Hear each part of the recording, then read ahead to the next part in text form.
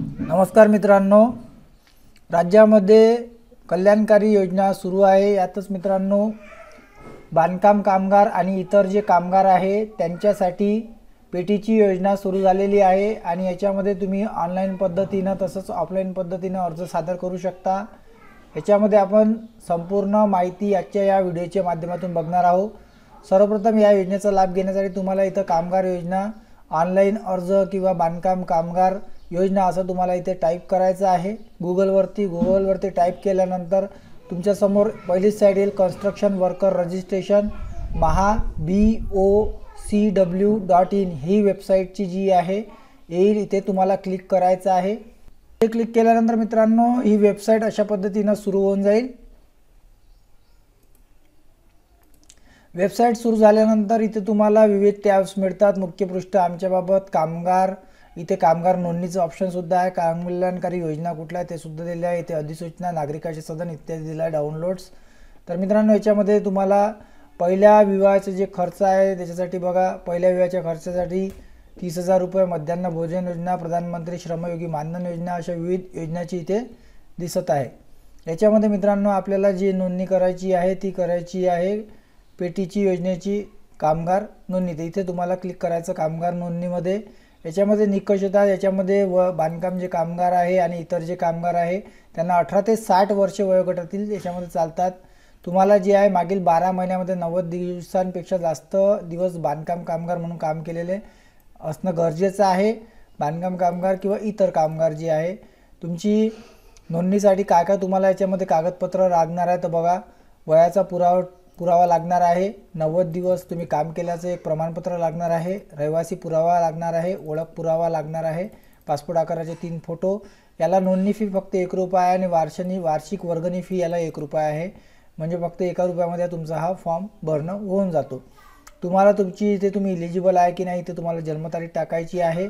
जन्मतारीखमध्ये पहिले मंथ टाकायचं आहे, त्यानंतर तारीख टाकायची आहे, त्यानंतर मग इयर टाकायचं आहे। तर त्याच्यानंतर मग तुम्ही 90 दिवस अधिक काळ महाराष्ट्रात काम करत आहात का तर त्याला टिक करायचं आहे। निवासी पुरावा आहे का असेल तर हो करायचं आहे। आधार कार्ड आहे का असेल तर हो करायचं आहे। पात्रता तपासायची आहे। इथे येऊन जातं you are eligible to register, please okay and proceed with Maharashtra building and other construction welfare board. मित्रांनो इथे सर्व तुमची पात्रता तपासल्यानंतर एलिजिबिलिटी तपासल्यानंतर इथे एक वरती पॉपअप येईल। जर तुम्ही कॉम्प्युटरवर काम करत असाल, कॉम्प्युटर ओपन केलं असेल तर तुम्हाला जे ते पॉपअप येईल। पॉपअप अलाउ केलं की तुमचा अशा पद्धतीचा जो आहे इथे फॉर्म सुरू होऊन जाईल। फॉर्म सुरूमध्ये तुम्हाला सर्वप्रथम तुमचा इथे आधार क्रमांक टाकायचा आहे आणि करंटली यूज मोबाईल नंबर टाकायचा आहे आणि प्रोसीड टू फॉर्मवर तुम्हाला क्लिक करायचं आहे। त्यानंतर हे केल्यानंतर तुमचं फॉर्म तिथे सुरू होऊन जाईल। याच्यामध्ये मित्रांनो कोण कोण जे आहे अप्लाय करू शकतो, जे इमारती बांधकाम करतात, रस्त्यावर रेल्वेमध्ये काम करतात, रस्तेमध्ये काम करतात, ट्रामवेज, एअरफील्डमध्ये, सिंचनमध्ये, ड्रेनेजमध्ये काम करतात, तटबंध आणि नेव्हिगेशनचं काम करतात, स्ट्रॉम वॉटर ड्रेनेजचं काम करतात, निर्मितीमध्ये काम करतात, पारेषण व पॉवर वितरणमध्ये काम करतात, पाणी वितरण चॅनल समाविष्ट करणे, तेल व गॅसची स्थापना, इलेक्ट्रिक लाईन्समध्ये जे काम करतात, वायरलेसमध्ये जे काम करतात, रेडिओ दूरदर्शनचं जे काम करतात, दूरध्वनीचं म्हणजे टेलिफोनचं, टेलिग्राफ आणि ओव्हरसीज कम्युनिकेशनचं, डॅम, नद्या, रक्षक, पाणी पुरवठा, टनेल, पूल, पदवीधरसुद्धा याच्यामध्ये जे पदवीधर आहे ते सुद्धा याला करू शकतात, जलविद्युत, pipeline, towers, cooling towers, transmission towers अशा इतर कार्य, दगड कापणे, फोडणे, दगडाचा बारीक चुरा करणे, लादी किंवा टाईल्स कापणे, पॉलिश करणे, रंग वार्निश लावणे, सुतारकाम,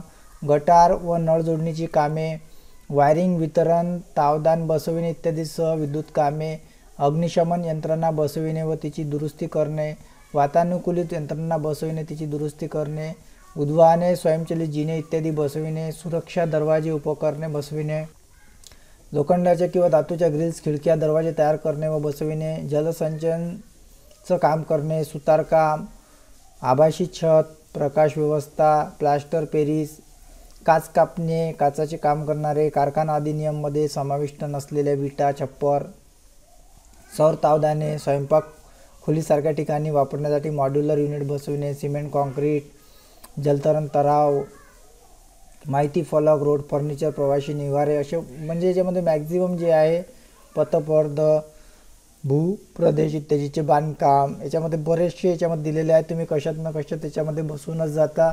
तुम्हाला इथे जे आहे तुमचं इलिजिबिलिटी चेक करायचं आहे आणि इलिजिबिलिटी चेक केल्यानंतर ओके करायचं आहे. इथे ओके केल्यानंतर आधार नंबर आणि मोबाईल नंबर टाकून प्रोसीड टू फॉर्म करायचा आहे. प्रोसीड टू फॉर्म केल्यानंतर तुमच्याजवळ मित्रांनो अशा टाईपचा रजिस्ट्रेशन फॉर्म हा ओपन होऊन जातो. इथे पहिलं नाव टाकून द्या, मिडल नेम, लास्ट नेम टाकून द्या, जेंडर सिलेक्ट करा, पुरुष स्त्रिया, आधार क्रमांक येऊन जातो ऑटोमॅटिक, नाही आला तर टाकून द्यायचं. मॅरिटल स्टेटस सिलेक्ट करा, तुमचं लग्न झालं नाही, तुमची कास्ट कॅटेगरी, ईमेल ID, त्यानंतर तुमचा UN नंबर, PF कटत असेल तर, ESIC क्रमांक उपलब्ध असेल तर, रेसिडेन्शियल ॲड्रेस टाकायचा आहे. तुमचा याच्यामध्ये पत्ता टाकून द्यायचा, मालकी म्हणजे तुमचं जे आहे कुठं राहता तुम्ही तो एरिया, क्षेत्र, गाव, त्याच्यानंतर स्टेट, डिस्ट्रिक्ट, तालुका हे सर्व, पोस्ट वगैरे, लँडलाईन कोड, पिनकोड विचारलेला आहे हे टाकायचं. जर सारखंच तो असेल तुमचा ॲड्रेस तर मग इथे टिक करायचं तुमचा राहायचा ॲड्रेस आणि आत्ता जो आहे तुम्ही जिथे राहता आणि परमनंट ॲड्रेस सेम असेल तर टिक करायचं. वेगळा असेल परमनंट ॲड्रेस आणि आता मग इथे हा दुसरा ॲड्रेस टाकून द्यायचा आहे. त्यानंतर मग इथे तुम्हाला तुमचं फॅमिली डिटेल्स टाकायचं आहे. तुमच्या कुटुंबात कोण कोण आहे, आई, वडील, बहीण, भाऊ यांचे इथे तुम्हाला डिटेल्स टाकायचे आहे. ते सर्व तुम्हाला नोंदणीकृत जर असेल तर त्याचं हे टाकायचं, इथं नॉमिनी वगैरे सर्व विचारलं आहे सर्व भरून टाकायचं. त्याच्यानंतर तुमचा इथे बँकचा तपशील टाकायचा आहे, अकाउंट नंबर वगैरे, जे तुमचं आधार सीड बँक आहे अकाउंट टेस्ट टाकून द्या. एम्प्लॉयर तुमचा नियोक्ता, आता नियोक्ता कोण आहे, त्याचं काम काय, कामाचा प्रकार, कामाची जागा, मोबाईल नंबर त्याचा, हे सर्व इथे टाकून द्यायचं आहे. कामाचं स्वरूप काय आहे हे सुद्धा टाकायचं आहे. आणि 90 दिवस कामकाज दाखल्याचा तपशील, दाखला कोणी इश्यू केलेला आहे तर हा दाखला तुम्हाला कुठे मिळणार आहे, हा ग्रामसेवक देणार आहे. हा असा दाखला असतो. इथे तुमचा एक फोटो लावायचा. तुम्ही ग्रामपंचायत, महानगरपालिका, नगरपंचायत, नगरपालिका, नगर परिषदेचं नाव लिहायचं आहे जे तुम्हाचं असेल ज्याच्यात तुम्ही राहता. पदाधिकाऱ्याचं नाव, पद, तालुका, पिनकोड आणि याच्यानुसार बांधकाम कामगाराचे नाव, कामगाराचा पत्ता वगैरे विचारलेला आहे तो टाकून द्यायचा. पिनकोड म्हणून बांधकाम कामगाराची नियुक्ती दिनांक, दिवसाचे वेतन, नियुक्त्याचे नाव, ठेकेदाराचे मालकाचा पत्ता, मोबाईल त्याचा नंबर, कामाचा कालावधी, तारखेपासून नियुक्ताचं हे इथं प्राधिकृत अधिकाऱ्याची सही. तर अशा टाईपचं मित्रांनो हे आहे. याच्यामध्ये जे आहे हे 90 दिवसाचं जे आहे काम केल्याचं हे तुम्हाला प्रमाणपत्र आहे. याच्यावरती तुम्हाला आधी जे आहे तुमचा जे नियोक्ता आहे त्याचंवाला याच्यामध्ये तुम्हाला इथे सर्व डिटेल्स भरायचे आहे आणि नंतर मग तुम्हाला नियुक्तीचे प्रमाणपत्र आणि 90 दिवस काम केल्याचं हे जे प्रमाणपत्र आहे याच्यावरती तुम्हाला फोटो वगैरे चिपकून इथं जावक दिनांक आणि हा तुम्हाला टाकून देईल. तिथून तुम्हाला ग्रामसेवकाचं करून घ्यायचं आहे. हे केल्यानंतर मग इथे सर्व त्याचे डिटेल्स भरायचे आहे आणि मग हे फोटो ID, प्रूफ, रहिवासी पत्ता, वयाबाबत पत्ता, बँक झेरॉक्स, पासबुक हे सर्व टाकायचं, इथे टिक करायचं आणि सबमिट करून द्यायचं आहे. फक्त ₹1 इतकीच याला फी लागते, की जास्त काही फी लागत नाही. फक्त तुम्हाला याच्यामध्ये ठेकेदाराचं एक सर्टिफिकेट लागेल आणि एक तुम्हाला जे आहे याच्यामध्ये जे दिलेलं आहे इथं साईटवरती बघूया आपण तुम्हाला कुठले कुठले याच्यामध्ये सर्टिफिकेट लागायचे आहे. तर बघा याच्यामध्ये इथेच दिलेलं आहे त्यांनी. डाउनलोड सेक्शनमध्ये तुम्ही जर गेलात तर तुम्हाला इथे मिळून जातं. बांधकाम नोंदणी फॉर्म संदर्भासाठी दिलेला आहे. नूतनीकरण फॉर्म, तर बांधकाम नोंदणी फॉर्म त्यांनी दिलेला आहे जो मी तुम्हाला दाखवला. त्यानंतर ग्रामसेवकाचं नोंदणी व नूतनीकरण करण्यासाठी उपलब्ध असलेले नवीन 90 दिवसाचे प्रमाणपत्र वापरण्यात यावे. इथे प्रमाणपत्र दिलेलं आहे.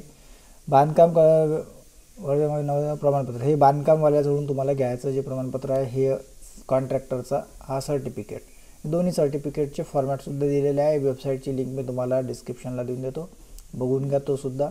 हा जो सर्टिफिकेट आहे हा तुम्हाला कॉन्ट्रॅक्टरजवळून घ्यायचा आहे आणि दुसरा जो आहे ग्रामसेवकजवळ.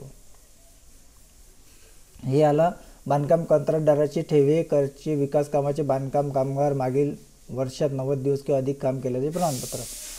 इथं फोटो, नियोक्त्या, ठेकेदाराचा तपशील टाकायचा आहे, बांधकाम कामगाराचा तपशील टाकायचा आहे.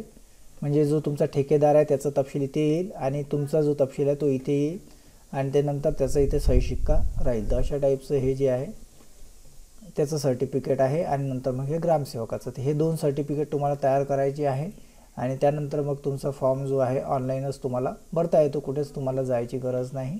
तरी मित्रांनो तुम्हाला काही अडचण असेल तर नक्की कमेंट करा, व्हिडिओ लाईक करा, शेअर करा. धन्यवाद.